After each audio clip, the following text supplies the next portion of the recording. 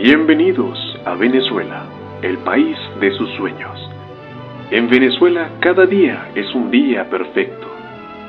Cada año miles de turistas visitan el país para disfrutar de las maravillosas playas y del glorioso sol. Sin embargo, el verdadero tesoro de Venezuela yace bajo tierra. Tiene una de las mayores reservas de petróleo del mundo.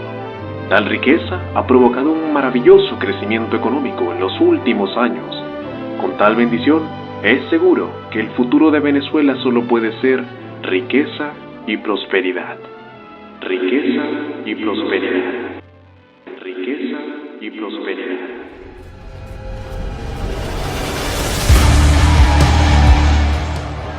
Unos 4.000 opositores marcharon el sábado contra el gobierno de Nicolás Maduro en su cuarta protesta en una semana. La crisis venezolana sigue en aumento. Hoy es el 9º día de enfrentamientos que poco a poco se han extendido a otras ciudades fuera de Caracas. Esto es lo que hace ese gobierno. Esto es lo que hace ese gobierno, maldito. Ahora, Señor, tú te hagas presente en este pueblo, Señor. Queremos, Señor, estamos delante de tu presencia, Padre Santo. Queremos que nos Señor. Estamos delante de tu presencia. En 2002, hace apenas 20 años, Venezuela era el país más rico de Sudamérica. Bendecido con más reservas de petróleo que ninguna otra nación, parecía que el futuro era brillante. Hoy, ese país prometedor ha desaparecido y se ha convertido en una de las naciones más pobres de América Latina, con hambre y desesperación. En 2017, el venezolano promedio perdió 11 kilos por falta de alimentos. La situación es tan desoladora que 6 millones han huido, muchos caminando días para llegar a países vecinos. Además de la ruina económica, Venezuela también ha perdido su democracia, pasando de una nación con elecciones respetables a ser ahora un estado totalitario. Así que, ¿cómo sucedió? ¿Cómo pasó Venezuela de ser la envidia de otras naciones latinoamericanas a su mayor fuente de refugiados? ¿Cómo pasó de ser un país con frecuentes traspasos de poder a uno que lo ha intentado todo, pero no logra deshacerse de su dictador? En resumen, ¿cómo se convirtió Venezuela en el mayor desastre de la historia reciente de Latinoamérica?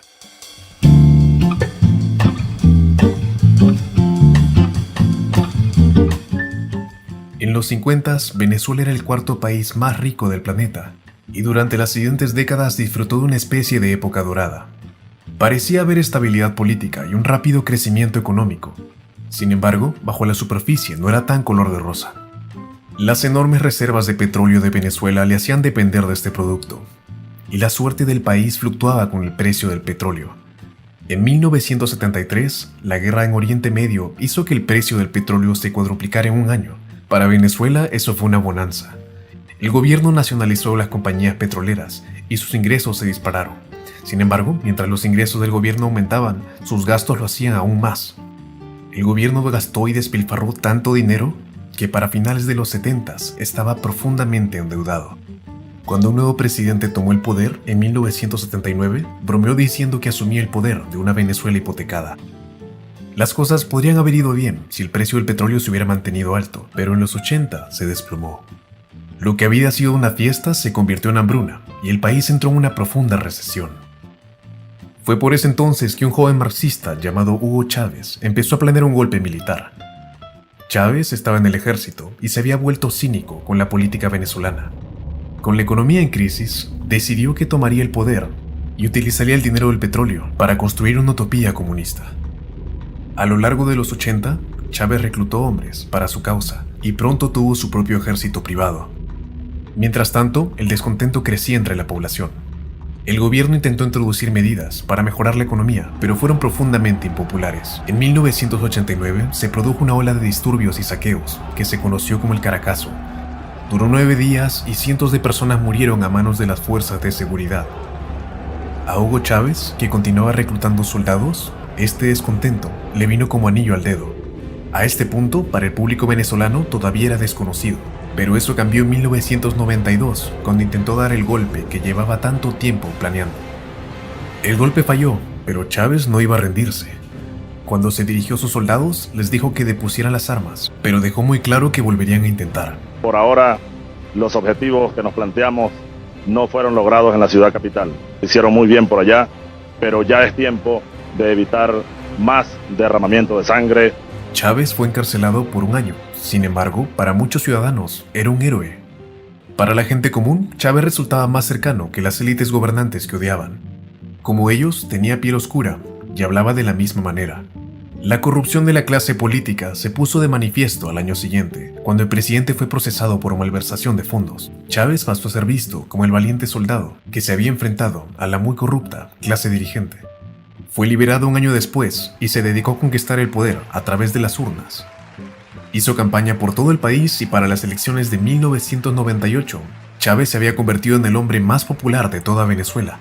Su popularidad, combinada con el odio hacia la élite gobernante, hizo que obtuviera el 56% de los votos, una victoria inequívoca. La elección de Chávez recibió la bendición de los izquierdistas de todo el mundo. And what's so exciting about at last visiting Venezuela, I can see how a better world is being created and can speak to the person who's inspired it. Lo emocionante. Chávez era desconocido en la política. Nadie sabía qué esperar de él, o hasta qué punto sería radical. Apenas llegó al poder, Chávez no tardó nada en cambiar la constitución venezolana. En ese momento, los presidentes venezolanos estaban limitados a 1 mandato, pero Chávez no quería tener solo 1 mandato. Fue por ello que convocó un referéndum sobre la conveniencia de cambiar la constitución y tras ganar se celebraron elecciones para determinar quién redactaría la nueva constitución y de nuevo Chávez ganó. La nueva constitución entró en vigor en 1999. Eso significaba que Chávez sería capaz de postularse para un segundo mandato. Y sumado a esto, disminuyó significativamente el poder del Congreso. Esto era bueno para Chávez ya que no controlaba el Congreso. Con un poder casi total, Chávez comenzó la política, que sería de las más perjudiciales para la economía venezolana. Esa política fue la expropiación, también llamada nacionalización. En esencia, significaba que el gobierno confiscaba empresas o tierras de ciudadanos particulares. Los primeros ejemplos fueron la expropiación de tierras agrícolas. Chávez quería arrebatar la tierra a los ricos y dársela a los pobres. Otorgó a funcionarios de bajo rango el poder de confiscar tierras que consideraran poco productivas. El funcionario entonces podía entregar la tierra a otra persona. Por supuesto, todo esto se prestaba a abusos y los funcionarios se limitaban a confiscar tierras y dárselas a sus amigos o partidarios políticos. Personas que invirtieron años en sus granjas verían cómo se les quitaba todo. Aquí es una finca a la cual le dediqué 28 años de mi vida, donde invertí todos mis recursos. Y que bueno, después de la ocupación de la finca, aunque aparentemente estoy expropiado, a mí nunca me han dicho que me han quitado la finca, no me han pagado mi terreno. A menudo, las expropiaciones no eran más que saqueos autorizados por el gobierno. Empezaron en ese momento a tomar posesión de los tractores y empezaron a saquear prácticamente toda la finca. Y pues en ese momento yo estoy recibiendo llamadas de los mismos trabajadores, mira, que me están quitando el tractor, que se están metiendo en la bomba. La oposición estaba en contra de esto y ahora se decidía a sacar a Chávez. Había muchos grupos poderosos en su contra, las empresas, los sindicatos, la iglesia, los medios de comunicación e incluso parte del ejército. En los siguientes años, habrían 3 grandes intentos para sacar a Chávez del poder. Se intentó un golpe de estado, el 12 de abril del 2002. A las 3 de la mañana, Chávez fue arrestado por militares y trasladado a una isla cercana. Se le dijo al público que había dimitido. En su lugar, se puso un líder empresarial conservador. Sin embargo, el golpe falló rápidamente. El nuevo presidente llenó su gabinete de conservadores, eliminando los sindicatos que habían hecho posible el golpe. Estos grupos estaban, claro, indignados. A continuación, disolvió todas las instituciones e incluso rompió la Constitución. Cargo a los diputados principales y suplentes a la Asamblea Nacional. Los partidarios de Chávez salieron a la calle a protestar. 50 personas murieron en 4 días. Los militares leales a Chávez retomaron el palacio presidencial y el nuevo gobierno tuvo que huir. Chávez fue rescatado en helicóptero y volvió al poder. El golpe fracasó debido a la incompetencia. En 2003, la oposición intentó de nuevo sacar a Chávez, esta vez con una huelga general que duró 2 meses. Numerosas personas se negaron a trabajar y la economía se paralizó. Hubo frecuentes protestas en la Plaza Caracas, a veces con tiroteos. Todo tipo de grupos se unieron a las protestas, incluso jueces supremos y recaudadores de impuestos. Finalmente, los huelguistas cedieron, volviendo al trabajo, y por segunda vez, Chávez había vencido a la oposición.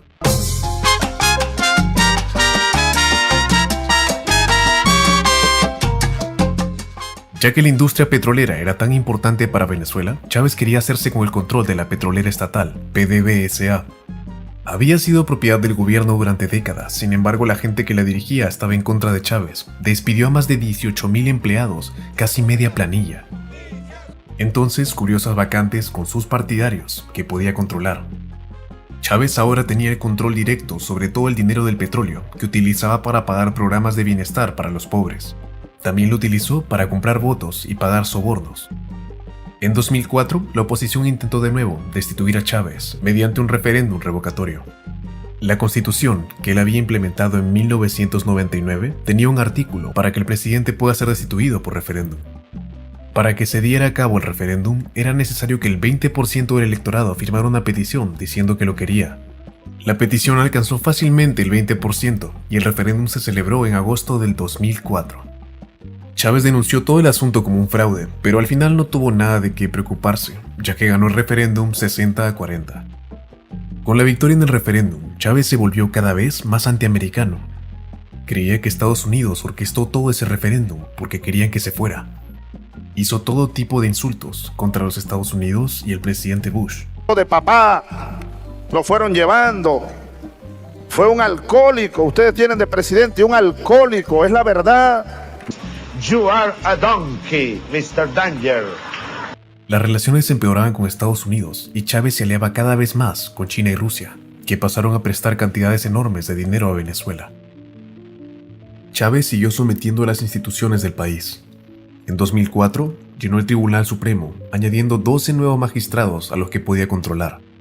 Luego, se lanzó contra los medios de comunicación, que habían estado en su contra desde que tomó el poder. Habían apoyado el intento de golpe de Estado en 2002 y la huelga general del 2003.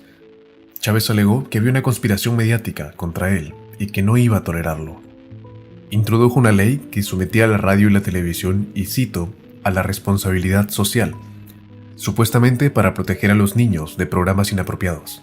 Esto permitió a Chávez imponer fuertes multas y retirar las licencias de emisión si los medios hacían algo que no le gustaba. Las empresas empezaron a autocensurarse. Los periodistas que criticaban al gobierno perdían su trabajo e incluso eran detenidos. Otra institución importante fue la autoridad electoral llamada CNE. Esta controlaba todo lo relacionado a las elecciones, cómo se celebraban, cuáles eran las normas y qué se consideraba una violación de las normas. También, crucialmente, controlaba el recuento de votos. Desde que tomó el poder, Chávez había llenado la autoridad electoral con sus partidarios. La oposición se indignó por ello, creyendo que Chávez tenía una ventaja injusta. Alegaron que los resultados de las elecciones no eran válidos y decidieron boicotear las elecciones del Congreso del año 2005. Por supuesto, esto significaba que el Congreso estaba ahora compuesto solo por partidarios de Chávez. En 2006, el propio Chávez se presentó a la reelección. Las encuestas decían que el 55% le apoyaría, así que parecía una victoria fácil. Su control de la autoridad electoral le permitió saltarse las normas electorales. Por ejemplo, utilizó dinero público para su propia campaña. Al final, las elecciones fueron un rotundo éxito. Chávez obtuvo el 63% de los votos, aplastando al oponente. Bueno, sí.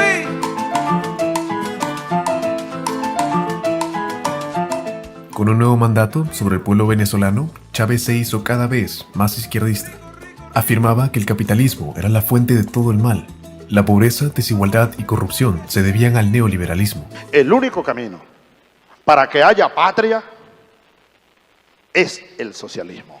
Chávez aumentó las expropiaciones, tomando posesión de todo tipo de empresas. Empresas de telecomunicaciones, eléctricas, lácteas, cementeras, siderúrgicas. Estos son solo algunos de los diferentes tipos de empresas que fueron confiscadas por el gobierno. También tomó control total del Banco Central, que significa que controlaba la impresión del dinero. La inflación ya era un problema en Venezuela, no a niveles de hiperinflación, pero sí en torno al 20%. La respuesta de Chávez fue controlar el precio de los alimentos, lo que provocó escasez y estantes vacíos en los supermercados. A veces, solo un supermercado tenía un determinado producto, por lo que la gente tenía que hacer cola durante horas para entrar en él. Los alimentos, por supuesto, podían comprarse ambulantes, si es que estabas dispuesto a pagar más. Chávez llamó a esto la maldición del capitalismo y declaró la guerra a los llamados acaparadores y especuladores. Se impusieron penas de 6 años de prisión a los infractores de las normas de precios. Los precios fijados eran tan bajos que muchas empresas eran obligadas a vender con pérdidas y muchas de ellas quebraban. Si vendían sobre el precio fijado por el gobierno, se enfrentaban a multas o a la expropiación del negocio. Chávez incluso amenazó con tomar control de la industria alimentaria si no hacían lo que decía. Que debo venir aquí a tomar la tierra y a dársela a los productores que de verdad quieran trabajar. La represión de los medios continuó a buen ritmo. Radio Caracas Televisión, un canal que llevaba 53 años en emisión, fue clausurado. Se emitió por última vez en mayo del 2007. Esta medida fue condenada por Estados Unidos y la Unión Europea. El presidente de Costa Rica incluso lo llamó un golpe mortal a la democracia. Ahora solo había un canal de TV que se oponía a Chávez. A medida que los medios independientes cerraban, los medios gestionados por el gobierno aumentaron. Cuando Chávez tomó el poder, el gobierno solo poseía un canal de televisión. Para el 2007 tenía 6, todos ellos vertiendo propaganda pro-Chávez.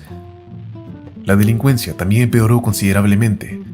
Caracas se convirtió en la capital más violenta de Sudamérica. En los años desde la llegada de Chávez al poder, la tasa de asesinatos se triplicó y para 2007 era la segunda más alta del mundo. Esto en gran medida a una tasa de condenas muy baja, ya que solo el 3% de los asesinos fue condenado. Ahora en su segundo mandato, Chávez enfrentó al mismo problema que tenía antes, los límites de mandato en la Constitución. Volvió a presionar para cambiar la Constitución, esta vez para poder presentarse a las elecciones presidenciales indefinidamente. Esto solo 8 años después de haber cambiado la Constitución por primera vez. La Constitución que propuso era mucho más izquierdista que la anterior. Describía las elecciones como para la construcción del socialismo. Decía que el papel del Banco Central era contribuir a la economía socialista. La nueva Constitución también haría que la expropiación de empresas sea mucho más fácil. El gobierno ni siquiera necesitaría un fallo judicial para confiscar granjas y fábricas de alimentos. El cambio constitucional se sometió a referéndum y parecía seguro que se aprobaría. Chávez había ganado todas las elecciones o referéndums desde que llegó al poder. Sin embargo, por primera y única vez en su carrera política, Chávez perdió. Reconoció la derrota y dijo que había avanzado demasiado rápido para el pueblo venezolano. Sin embargo, no iba a rendirse tan fácilmente, simplemente decidió rehacer el referéndum. Pero tendría que hacerlo pronto. Hasta ahora, Chávez había mantenido el espectáculo funcionando, gracias al enorme aumento del precio del petróleo. En los 8 años desde que asumió el poder, los precios del petróleo se multiplicaron por 8. Sin embargo, con la recesión del 2008, el precio del petróleo cayó 2/3. Esta caída del precio supuso una enorme amenaza para la economía y la popularidad de Chávez. El enorme gasto público dependía totalmente del dinero del petróleo. Los buenos tiempos podrían llegar a su fin, así que si Chávez iba a hacer el referéndum, tenía que hacerlo tan pronto como sea posible. Sucedió a principios del 2009. Chávez estaba aún más dispuesto a corromper el proceso del referéndum. La televisión y la radio estatales se pasaron todo ese tiempo promocionando el cambio en la Constitución. Los edificios públicos estaban plagados de propaganda a favor de Chávez. Incluso en el metro de Caracas sonaban canciones por Chávez. Cualquier manifestación contra la nueva Constitución se dispersaba con gas lacrimógeno. Al final, Chávez ganó por segunda vez. Ahora podía presentarse a las elecciones tantas veces como quisiera.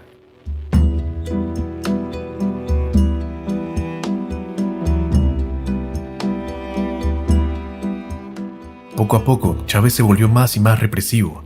Empezó a intimidar a la oposición, que tuvo que ir a esconderse. Un ex ministro de defensa de Chávez fue detenido y acusado de corrupción. Había estado en el gabinete de Chávez, pero cambió de bando para unirse a la oposición, y eso hizo que lo detuvieran. Chávez incluso empezó a prohibir a la oposición en las elecciones. Se detuvo a más periodistas, más emisoras de radio fueran sacadas del aire. Incluso se hizo una ley para poder encarcelar a cualquiera por supuestamente dañar la salud mental. Con el tiempo, la política económica de Chávez comenzó a pasar factura. Las empresas nacionales de electricidad y agua se volvieron menos productivas, lo que provocó apagones y escasez de agua. Chávez aumentó las expropiaciones de empresas y de granjas. Muchas empresas fueron confiscadas al ser acusadas de vender por encima de los precios fijados. A menudo, estas empresas no podían operar con los precios fijados por el gobierno y quebraban. La expropiación de granjas estaba destruyendo la industria alimentaria de Venezuela. Según las propias cifras del gobierno, solo en 2010 confiscó 3 millones de hectáreas de tierras agrícolas. Las granjas se volvieron improductivas muy rápidamente y, como es de imaginar, la producción de alimentos se desplomó.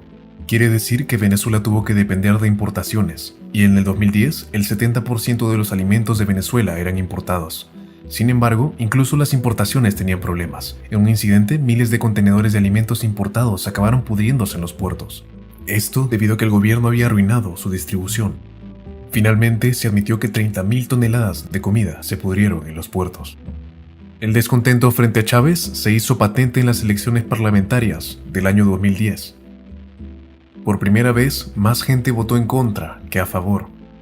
Aún así, su partido ganó la mayoría de escaños debido a la manipulación, pero envió un mensaje sobre el nivel de descontento que había en el país. Recordemos que la oposición había boicoteado las elecciones parlamentarias del 2005, así que por 5 años no hubo ni un solo miembro de la oposición en el Congreso.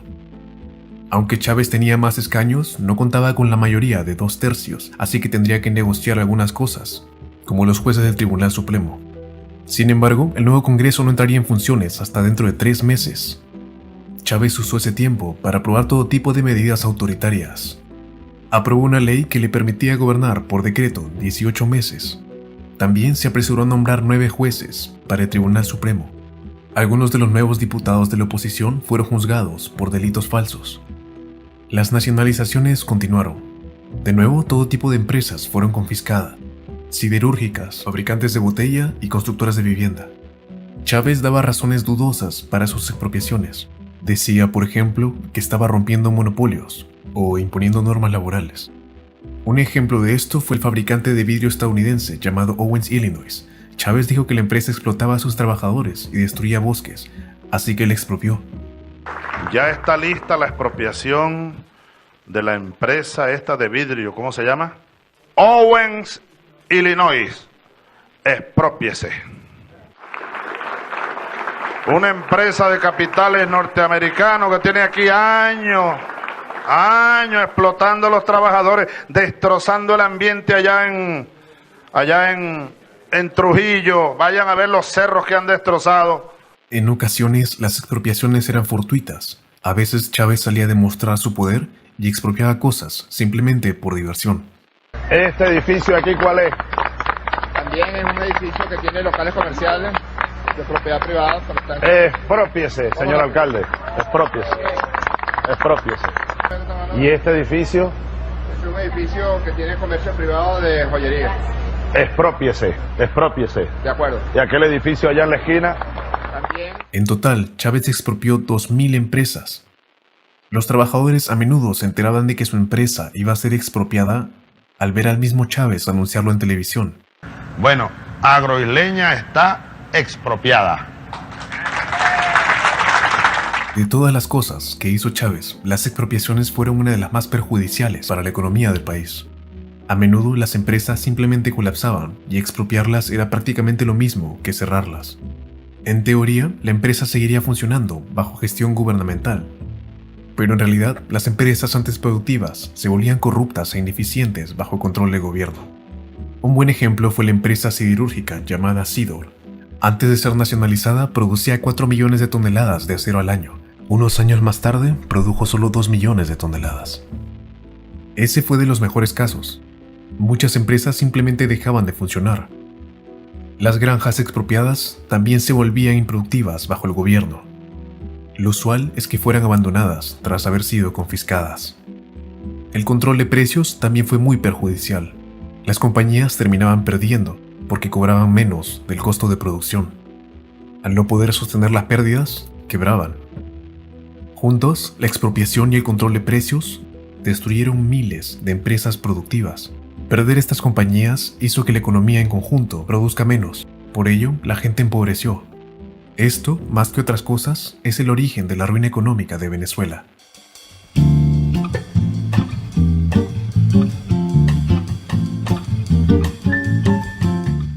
Para el 2011, Chávez estaba claramente mal y tuvo que ir a Cuba para operarse.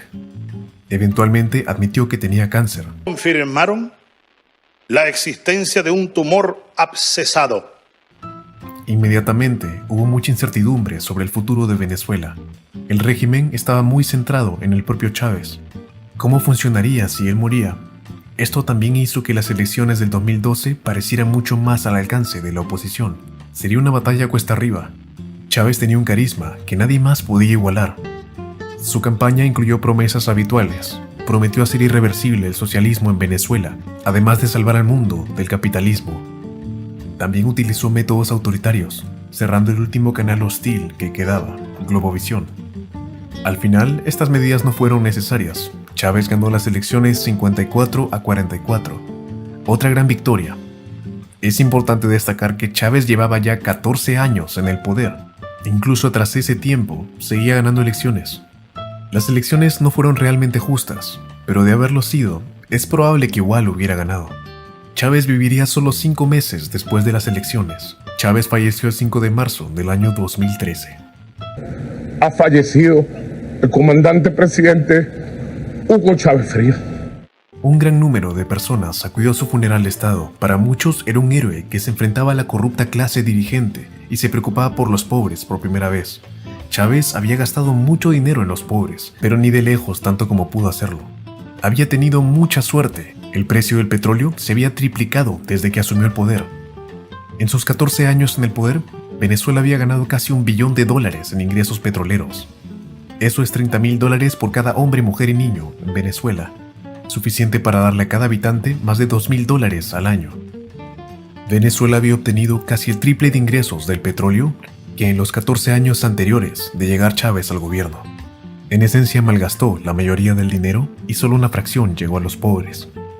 Una gran cantidad de ese dinero fue simplemente robada. Es así como personas como la hija del mismo Hugo Chávez, María Chávez, ahora tienen una fortuna de al menos $4,000 millones, probablemente más.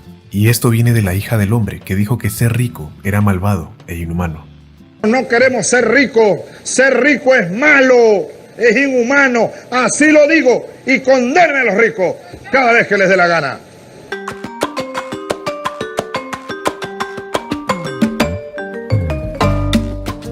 Con la muerte de Chávez, hubo que elegir un sustituto que lo reemplace. Chávez había nombrado a Nicolás Maduro, su sucesor. Era considerado una figura similar, pero no tan carismática. Maduro hizo del apoyo de Chávez la pieza central de su campaña. Un voto por Maduro es un voto por Chávez. Ese era su eslogan. Maduro prácticamente endiosó a Chávez. Lo llamó el Cristo de América, que dio su vida por nosotros. A la Iglesia Católica no le hizo gracia y dijo que Chávez no se debía comparar con Cristo. Al igual que su mentor, Maduro infringió las normas electorales utilizando fondos estatales para su campaña. También hizo todo lo posible para demonizar a su oponente, llamándole fascista asesino. El resultado electoral fue increíblemente ajustado. Maduro ganó por menos de 2 puntos porcentuales. Al igual que antes, la elección estuvo lejos de ser justa. Sin embargo, en el pasado eso probablemente no hubiera importado tanto porque Chávez ganaba siempre por márgenes grandes. Pero en esta elección es muy probable que si hubiera sido justa, Maduro hubiera perdido. La oposición no aceptó el resultado. Estallaron protestas en las calles que el gobierno reprimió. Hubo mucha violencia, en gran parte llevada a cabo por bandas progubernamentales, conocidas como colectivos. El régimen dio vía libre a estas bandas para atacar e intimidar a cualquiera que se opusiera al gobierno. El ministro de Prisiones incluso llegó a calificarlas de pilar fundamental en la defensa de la patria. Miles de manifestantes fueron detenidos y 40 personas murieron. Venezuela no había visto protestas así desde 2002. La economía siguió empeorando y Maduro dobló la apuesta en la política izquierdista. Encarceló a vendedores que subían sus precios. Productos básicos como la leche, el arroz o el papel higiénico apenas se encontraban en las estanterías de los supermercados. La combinación de crisis económica y la agitación política sembró el caos y los saqueos estallaron en muchas zonas. Cuando se desplegó la Guardia Nacional para detener los saqueos, simplemente se unió a ellos. La escasez de comida estaba peor que nunca y el gobierno trataba de ocultarlo. Se prohibió hacer fotos de las estanterías vacías de los supermercados y reporteros cubriendo la escasez de comida fueron arrestados. Estaban tan mal que la gente tenía que hacer colas por las noches para conseguir comida. Eventualmente eso también se prohibió porque era más vergonzoso para el gobierno tener colas nocturnas que diurnas. Mientras que la Venezuela bajo Chávez había sido autoritaria, debido a su capacidad de ganar elecciones, nunca había necesitado volverse totalitaria. Bajo Maduro, Venezuela sí se hizo totalitaria. Emitió un decreto que permitía a las Fuerzas Armadas usar sus armas contra los manifestantes. Se creó una red de espionaje en el ejército para detectar indicios de golpe de Estado. Un exalcalde de Caracas fue detenido cuando aún estaba en pijama.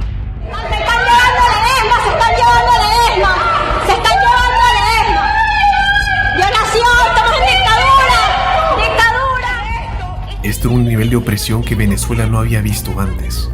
Esto fue necesario porque Maduro era muy impopular. Tenía una aprobación del 20%. La mayoría de la gente lo odiaba.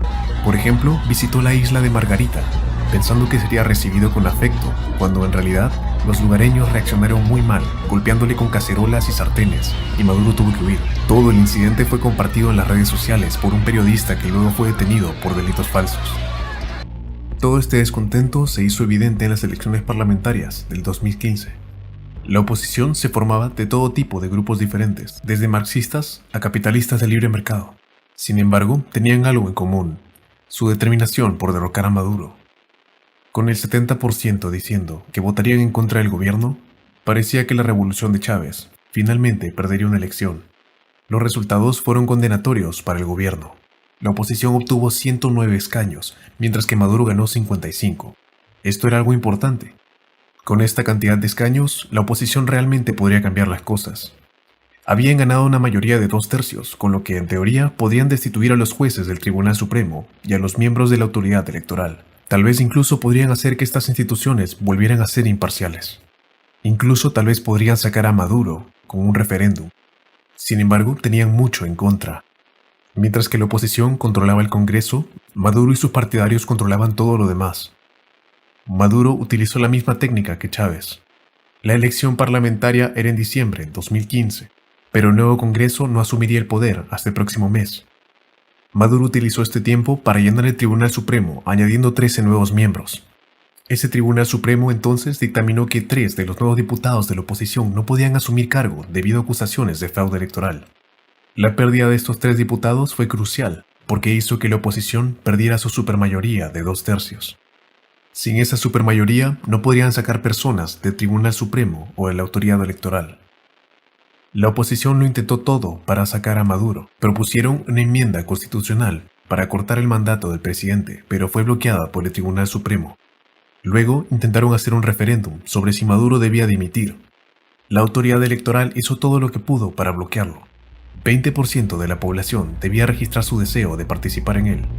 La autoridad electoral dio solo 3 días para recolectar las firmas. Las estaciones de voto solo estaban abiertas por 6 horas al día.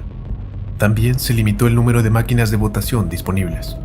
Para alcanzar esa cifra del 20%, los votantes tendrían solo 90 segundos para ejercer su voto, dadas las limitaciones. A pesar de eso, se alcanzó la cifra, así que parecía que el referéndum se iba a dar. Sin embargo, los tribunales declararon que una de las primeras etapas del proceso había sido fraudulenta. Por supuesto, no tenía sentido, pero cumplió su función. El referéndum no iba a suceder.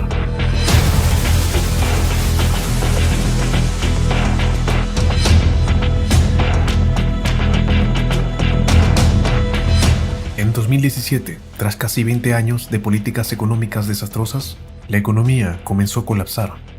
La producción era la mitad de lo que había sido antes y la inflación alcanzó el 1.000.000%. El dinero era tan inútil que la gente lo utilizaba para fabricar artículos novedosos como bolsos o adornos que luego vendían.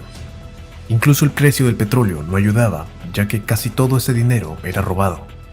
Los empleados de la compañía petrolera estatal incluso habían comenzado a robar maquinaria. Para los venezolanos comunes, la vida era un infierno absoluto. El 90% de la gente no tenía suficiente para comer y el 20% de los niños padecía desnutrición. La gente bromeaba diciendo que seguían la dieta de Maduro. Artículos básicos como el pan o el papel higiénico eran a menudo imposibles de encontrar, dejando a la gente desesperada. Cuando había productos básicos disponibles en un supermercado, se producía una estampida para intentar llegar antes de que se vaciaran las estanterías. La gente incluso llegaba a pelear por los productos más básicos. Venezuela también comenzó a sufrir frecuentes apagones. Para ahorrar energía, el gobierno ordenó a los centros comerciales cerrar temprano y los funcionarios públicos solo iban a trabajar 2 días a la semana. A veces, algunas partes del país se quedaban sin electricidad durante días. Algo parecido ocurrió con el suministro de agua en 2018. Caracas, la capital, no tuvo agua corriente durante todo un mes. Así que, teniendo la economía en caída libre, la inmigración de Venezuela aumentó drásticamente.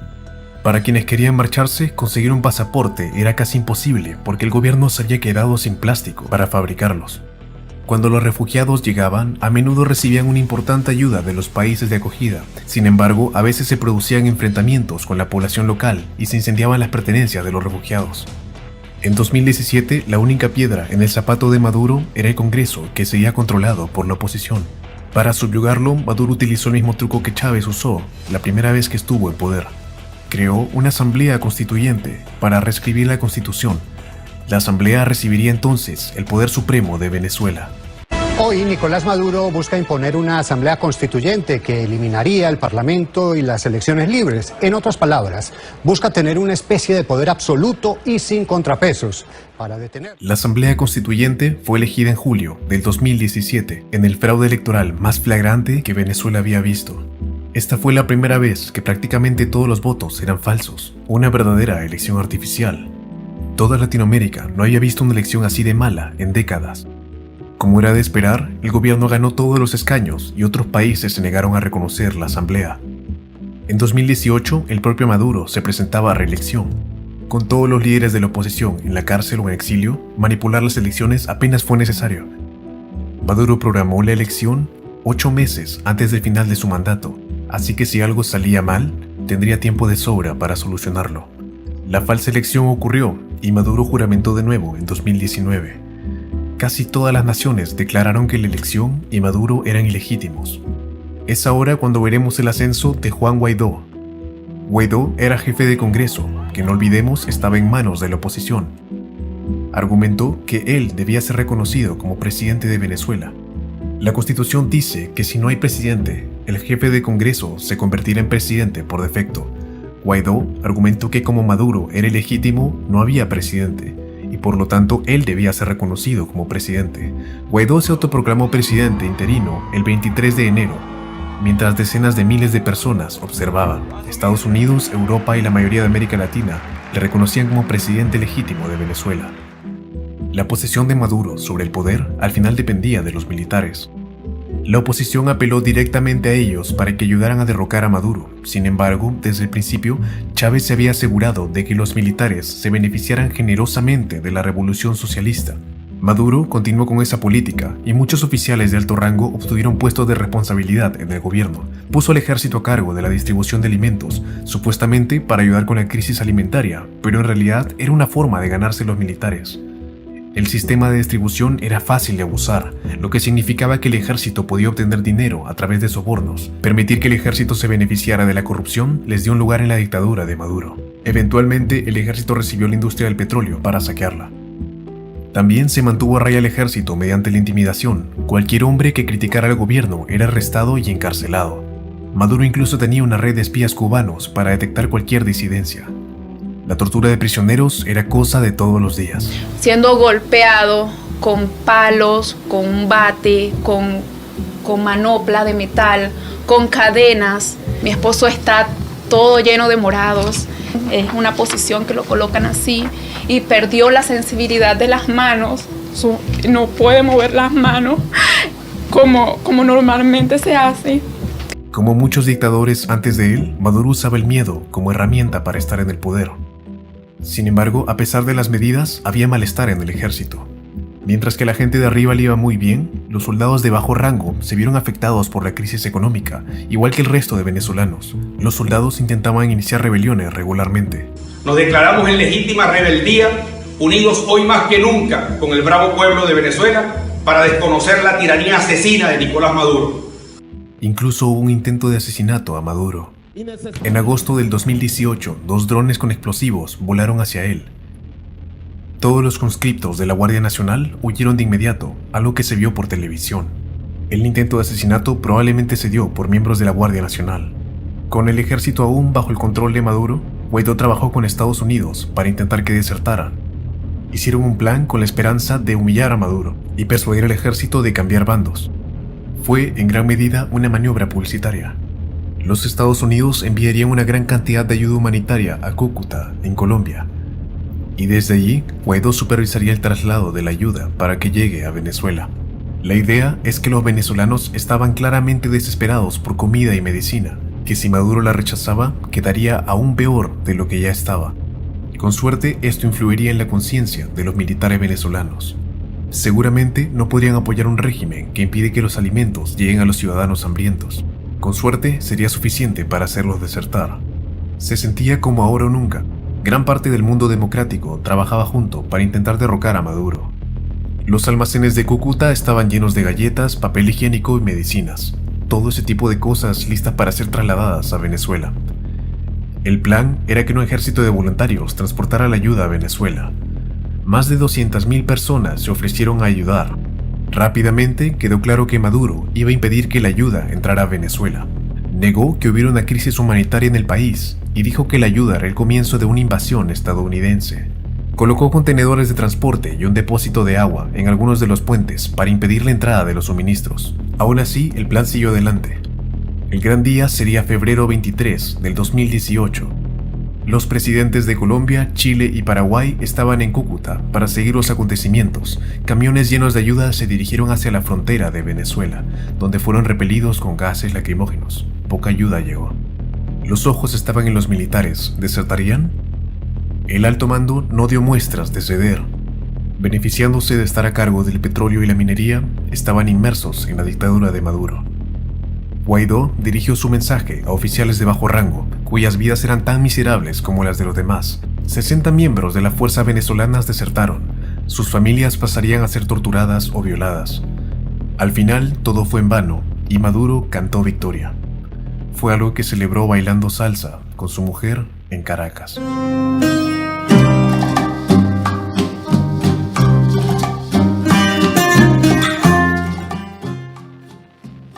Ese día en Cúcuta fue el mayor intento de sacar a Maduro y falló. La oposición siguió intentando sin ningún éxito.